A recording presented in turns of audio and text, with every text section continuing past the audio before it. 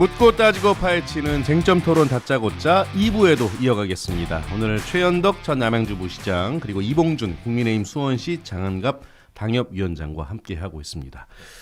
청취자 여러분들께서 문자를 주고 계신데요. 0239번님께서는 정답은 65세입니다. 저는 병원에서 일합니다. 내국인 수급에 애를 먹지요. 70대도 일할 수 있는 분야는 많습니다. 외국인 일색인 현실입니다. 젊은 세대도 생각하기 나름으로 일자리는 많습니다. 라는 의견 주셨고요. 그리고 2740번님은 기득권자들의 밥그릇 챙기기 정책이 아니길 바랍니다. 청년 일자리 구축이 먼저라고 봅니다. 라는 의견도 주셨고요. 그리고 4286번님께서는 진짜 그래야 한다고 생각합니다. 65세는 너무 일러서 진짜 일하고 경험 많이 쌓아서 할 나이인데 좋은 정책입니다. 라는 의견도 주셨습니다. 문자 감사드립니다. 자, 하나하나 또 더 살펴보죠. 앞서서 연공서열 중심의 임금 체계 이야기가 있었습니다. 언급을 해주셨는데 근데 이게 수십 년간 이어져 왔잖아요. 대한민국에서 사실. 네, 근데 이걸 바꿀 수 있을까?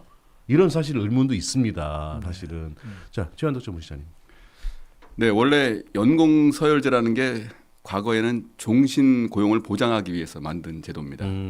그래서 이제 매년 나이가 들어갈수록 호봉을 올라가서 네. 임금을 나중에 이제 오래 근무할수록 더 많은 임금 받도록 하는 제도. 그런데 당연히 이제 이런 경제 문제 이런 제도는 시대가 바뀌면 다 바뀌어야 됩니다. 그래서 과거에는 연공서열제가 대표적인 기준이었는지 모르겠지만 예. 지금은 시대가 엄청 바뀌고 있기 때문에 네. 과감하게 제도를 직무와 성과급제로 바꿔야 되고요. 또 마침 그 이재명 정부도 국정과제로 동일노동, 동일임금 예. 이런 전제 하에서 예. 이런 직무급제를 바꾸는 방안에 대해서 지금 심도 있는 검토를 하고 있거든요. 음. 그리고 아까 우리 청취자분이 좋은 의견 주셨습니다만 청년들이 소외되면 안 됩니다. 예. 그러니까 정년을 연장하면서 거기서 나오는 여러 가지 나오는 혜택들이 예. 청년층으로 흘러갈 수 있도록 정부가 그런 제도를 설계해 줘야 됩니다. 그러면 누구나 다 만족할 수 있을 거라 생각합니다. 예. 이봉준 위원장님. 네, 바뀔 수밖에 없지 않나 생각합니다. 바뀔 수밖에 없지 않나. 예. 네. 저도 개인적으로는 연합뉴스에서 예. 30년 동안 근무했습니다. 근데 항상 화두가 뭐였느냐 하면 예. 저희는 이제 30년 동안 호봉제에 예. 적용을 받았는데 예.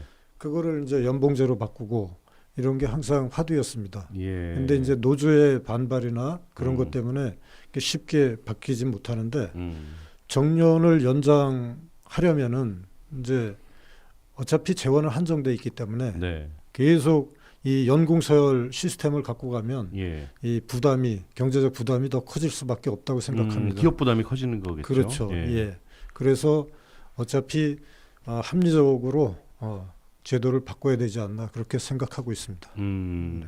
자, 일본 이야기를 안 할 수가 없더라고요. 일본은 사실 이 정년 연장 논의를 30년 넘게 했다고 들었는데 이미 65세 정년을 의무화했고 70세까지 일할 수 있는 환경을 마련했는데 대신에 자율성을 부여했더라고요. 보니까 뭐 기업이 정년 폐지, 정년 연장, 계속 고용 중에 선택할 수 있도록 우리의 기업에게도 지금 앞서 언급하셨지만 사실 기업들의 처한 환경이 정말 다르지 않습니까? 그래서 우리 기업들에게도 선택권을 줘야 된다고 보시는지 궁금합니다. 이봉준 위원장님 먼저. 네, 그렇습니다. 정년제 운영 방식에 대한 선택권은 기업에게도 주어져야 된다고 생각합니다. 예. 모든 기업이 같은 조건을 가질 수는 없기 때문이니까요. 네. 정년 연장, 정년 폐지, 계속 고용 등 다양한 옵션을 통해 노사 간 자율 합의가 가능하도록 법적 유연성을 확보해야 된다고 생각합니다. 예, 법적 유연성을 확보해야 한다. 여기까지 얘기해 주셨고 최현석 전 부시장님. 일본의 경우에는 1994년에 이 예. 정년 연장을 논의를 시작했습니다. 예. 제가 올해 연내 입법화를 해야 된다는 이유도 예. 일본도 이것이 65세 또 70세까지 완성되는데 30년이 걸렸지 않습니까? 예. 그래서 우리도 올해 이런 대강의 큰 그림 속에서 네. 연내 입법을 완료하고 단계적으로 그것을 실행해 나가야 된다는 말씀을 드리고 싶은 거거든요. 예. 근데 일본에서 이렇게 쭉 지난 30년간 논의해 온 것을 이렇게 연구해 보니까 이봉준 위원장님 말씀하신 것처럼 기업들에게 선택권을 많이 줬습니다. 즉 어떻게 보면 노동시장에 국가가 개입하는 거거든요. 네. 그런 면에서는 업종별 또는 기업의 규모별 이런 것에 관해서 특성을 잘 파악해서 예. 선택권을 줘야 되는데 제가 조사해 보니까 일본은 이렇게 연장을 하게 되니까 예. 약 70% 정도가 계속 고용 제도로 했고 아, 계속 고용. 네, 나머지 30%는 정년 연장이나 폐지 그런 방식을 따랐더라고요. 아. 그래서 우리도 어쨌든 일본의 제도를 반면 교사 삼아가지고 예. 기업들의 어떤 의견을 전적으로 검토한 다음에 네. 우리가 정부에서도 이런 것을 가지고 우리나라에 맞는 제도를 좀 시행할 필요가 있지 않나 생각합니다. 이 부분도 이야기할 될 것 같아요. 연금 수급 나이. 이게 정년 연장이 되면 연금 수급 개시 연령 조정도 필요하다고 하던데 그럼 이에 따른 사회적 비용은 누가 부담을 해야 되는 것인가? 기업, 정부, 개인 모두가 분담을 공유해야 될까? 이거에 대한 화두는 어떻게 보시는지? 예. 맞습니다. 당연히 기업은 기업대로, 정부는 네. 정부대로, 또 노동자는 노동자대로 비용 부담이 발생합니다. 네. 어떤 한 연구에 따르면 60세에서 65세로 정년을 연장할 때 네. 5년간 그러니까 임금이라는 직접 비용, 그다음에 4대 보험료 같은 간접 비용 네. 이런 걸 총 따져 보니까 5년을 연장하게 되면 최소 15조에서 30조 정도의 비용이 발생한다고 합니다. 그래서 그러면 결국 사회자께서 말씀하신 것처럼 주체끼리 분담할 필요가 있다고 생각이 듭니다. 주체끼리 분담해야 예, 그래서 된다.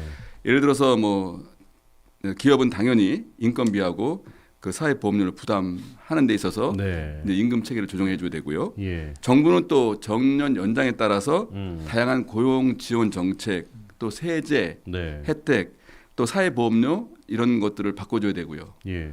또 노동자 입장에서도 이제 아까 우리가 많이 논의했던 것처럼 뭐 임금 피크제라든가 네네네. 아니면 다양한 것들을 가지고 실행 가능한 방법들을 같이 고민해야 됩니다. 예. 그리고 또 하나 좋은 것은 일본의 경우에 사례를 하나 또 보니까 예를 들어서 65세 이상으로 해서 고용하면 추가 비용이 발생하지 않습니까? 네네네. 그럴 때 추가 비용의 일부를 예.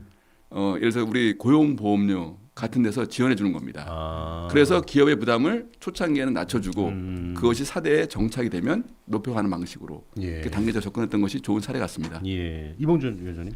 네, 정년이 늘어나면 자연스럽게 연금 수급 시점도 뒤로 미뤄져야 될 것 같습니다. 문제는 이로 인해 발생하는 사회적 비용을 누가 어떻게 나눌 것이냐 하는 건데 네.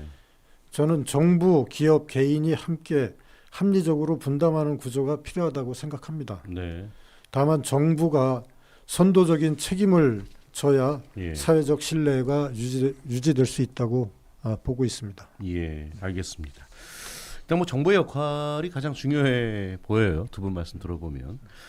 자, 잠깐 언급해 주셨는데 정년을 연장하려면 임금 피크제를 확대해야 된다라는 주장도 나오는데요. 이게 결국 그러면 근로자의 고통 분담이 필요하다는 의미로 해석해 볼 수 있을까요? 이봉준 위원장님.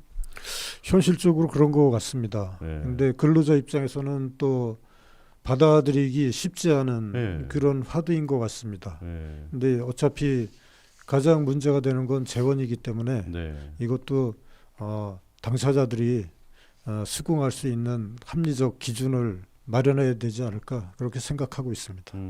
앞서 언론사의 예시를 잠깐 예. 본인이 직접 다니셨던 언론사를 공교롭게 언급을 해주셨는데 네, 네. 이 노사 간의 문제도 되게 중요할 것 같아요. 네, 그렇습니다. 어떻게 보십니까? 그 부분은? 회사 측은 항상 네.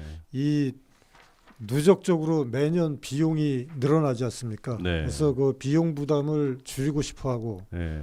노조는 이 근로자의 복지, 복리 이 수준을 저하시키는 건 또 할 수 없지 않습니까? 네. 그 부분에서 항상 평행선을 그을 수밖에 없는 네. 부분인데요. 어차피 이제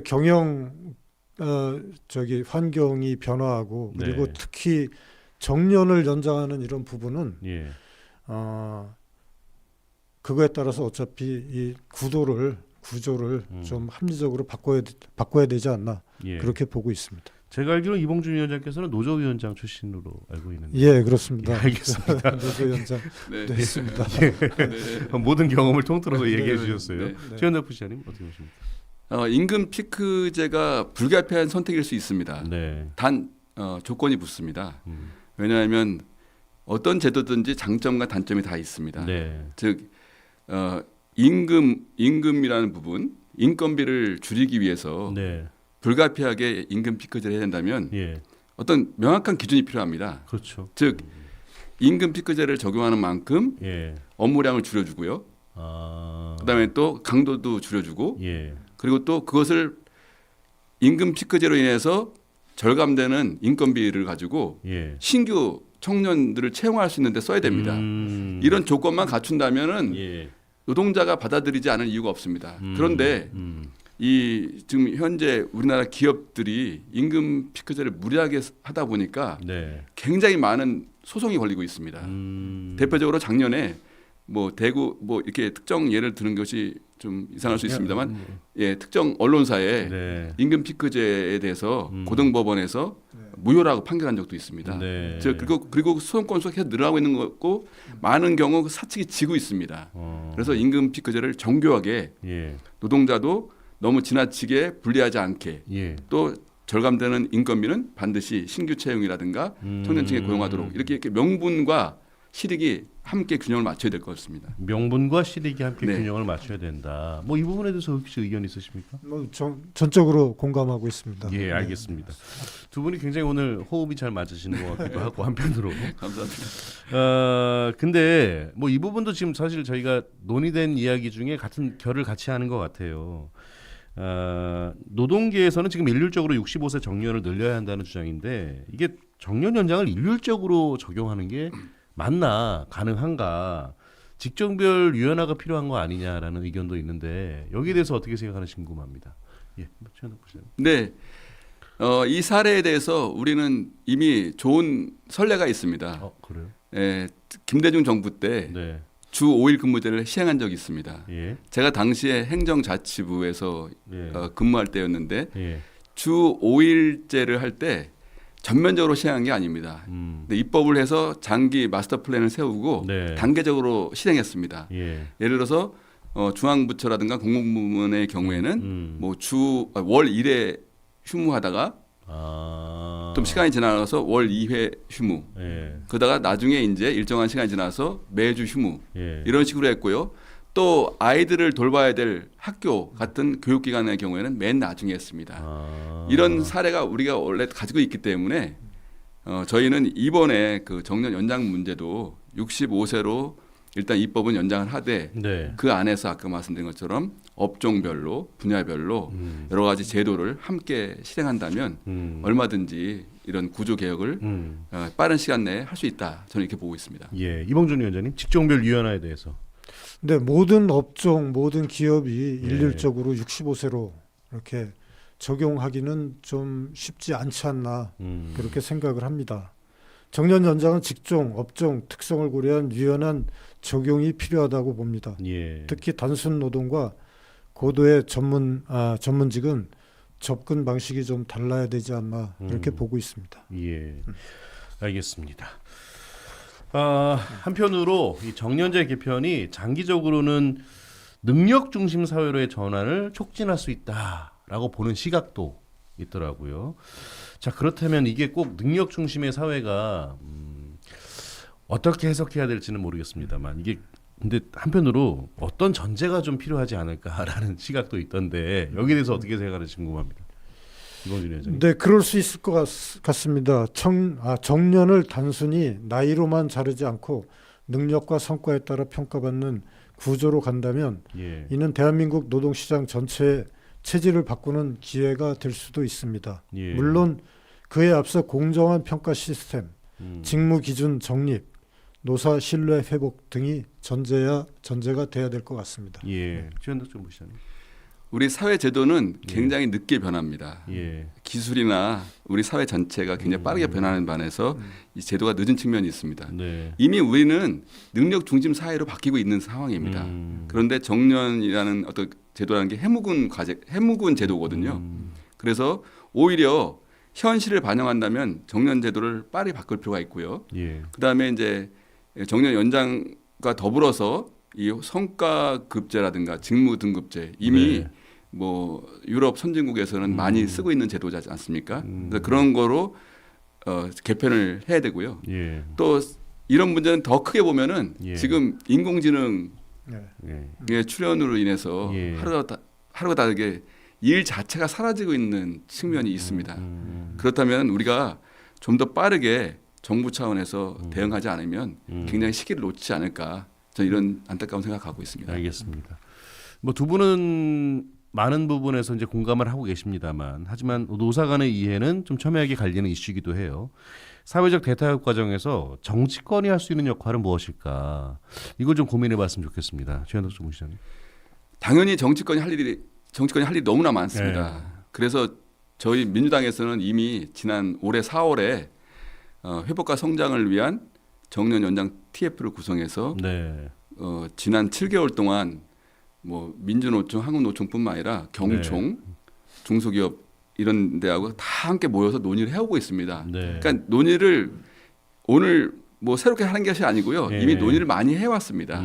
그래서 그 결과물을 가지고 이제 올해 안에 입법하자는 건데 당연히 사회 전체에 굉장히 큰 영향을 미치고 노사가 함께 참여하고 있기 때문에 네. 제가 보기에는 우리 대한민국의 경제사회노동위원회라고 경사노위라고 예. 중요한 사회적 대화 기구가 있습니다. 네네네. 거기에 이해 관계자들 모두 참여시켜서 네네네. 논의하면 됩니다. 예. 정치권은 바로 그런 일을 해주고 이해와 갈등을 조정해주고 또 미래 비전을 제시해주고 결정되면 바로 시행하도록 제도화시키는 거 바로 그게 정치권이 할 일이라 생각합니다. 예, 알겠습니다.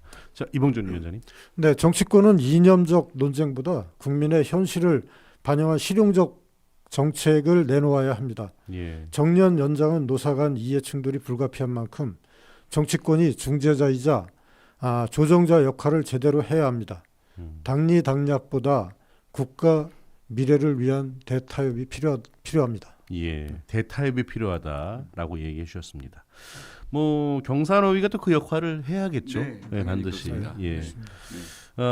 이 질문도 이제 드리겠습니다. 정년 연장 논의가 내년 지방선거 전략으로 소비되는 걸 막으려면 어떤 절차적 장치가 필요할까?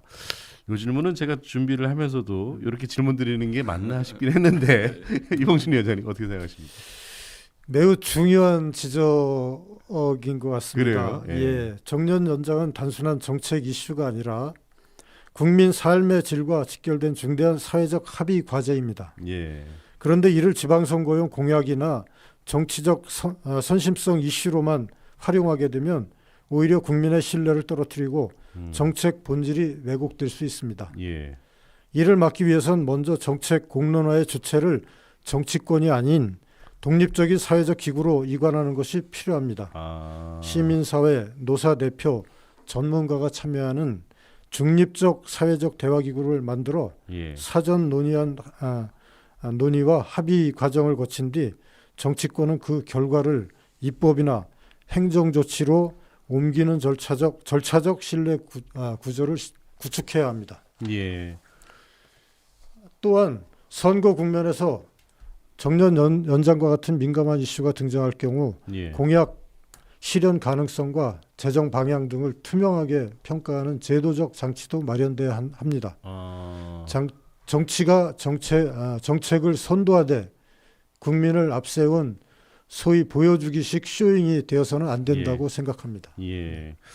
어쨌든 그 말씀은 이제 지방선거 앞두고 이제 많은 후보들께서 이 이슈도 들고 나오지 않으실까 싶긴 한데 네. 그 부분도 이제 검증이 좀 많이 필요하다라는 뜻으로 좀 해석을 하면 될까요? 네, 그렇습니다. 네. 정년 연장이 그동안에 계속 되어온 우리의 중심 화두지만 네. 이번에 또 새로 이렇게 등장하게 된 게 아무래도 내년 지방선거를 앞두고 있기 때문이지 않나. 그래서 여야를 막론하고 네. 그런 측면은 좀 경계해야 되지 않을 예. 경계해야 될 그런 부분이라고 생각합니다. 예, 알겠습니다. 네. 최현덕 총무시장님. 정년 연장 문제는 새로운 화두가 아닙니다. 네. 이미 지난 6월 대선에서 이재명 후보가 공약으로 내세웠고요. 네. 그 공약으로 내세운 걸 가지고 국민들이 평가했습니다. 그래서 당선되자마자 인수위가 없었지만 네. 국정기획위원회를 출범시켜서 정식 국정과제로 정착을 했고요. 예. 그래서 당에서도 4월달에 정년 연장 특별 대책위원회를 꾸려서 네. 당과 정이 함께 지금 7개월째 논의를 해오고 있는 겁니다. 네. 그러니까 이게 새로운 게 아니고 오히려 만약에 지방선거가 있다면 지방선거 때문에 이 큰 구조개혁 이슈가 표류할 수 있습니다. 아. 그래서 저는 오히려 지금이 절호의 기회입니다. 예. 올해 안에 입법을 하고 또 이미 새로운 기구가 필요 없습니다. 경제사회노동위원회가 있으니까 네. 그 국가기구에 아까 말씀드린 대로 이해관계자를 다 참여시켜서 네. 광범위하게 논의하면 됩니다. 논의하면 바로 거기서 결정을 하고 결정에 따라서 향후 이재명 정부 그 이후까지라도 단계별로 집행을 해나가면 되는 것이거든요. 예. 그래서 이것을 정치적 쇼다, 정치 때문에 다음 미뤄된다 이런 것은 맞지가 않다고 생각합니다. 예. 네, 원론적으로는 공감을 하지만 네. 그래도 이게 이슈화된 배경에는 정치적 이해득실이 분명히 있다고 생각을 합니다. 예. 이게 정년 연장을 두고 어떤 게 유리하나 그런 계산이 깔려 있기 때문에 그리고 어떤 정책이든 양지가 있으면 또 그늘도 있기 마련이지 않습니까? 네. 그 그늘이 될 수 있는 부분, 예를 들어서 이제 청년 실업, 청년 예. 고용 문제 그런 부분을 먼저 합리적으로 거기에 대한 대안을 만들어 놓고 추진해야 되지 않나 그렇게 보고 있습니다. 네. 알겠습니다. 예, 그건 뭐 이제 최현덕 부시장께서 얘기하신 대로 경사노위에서 네. 충분한 현장의 소통과 대화를 통해서 그렇습니다. 예, 해법을 찾아 나가시지 않을까 싶습니다. 네. 예, 오늘 다짜고짜 정년 연장 논의를 키워드로 이야기 나눠봤습니다. 두 분 말씀은 오늘 여기까지 듣겠습니다. 고맙습니다. 감사합니다. 감사합니다. 네, 지금까지 최현덕 전 남양주 부시장 그리고 이봉준 국민의힘 수원시 장안갑 당협위원장과 함께했습니다.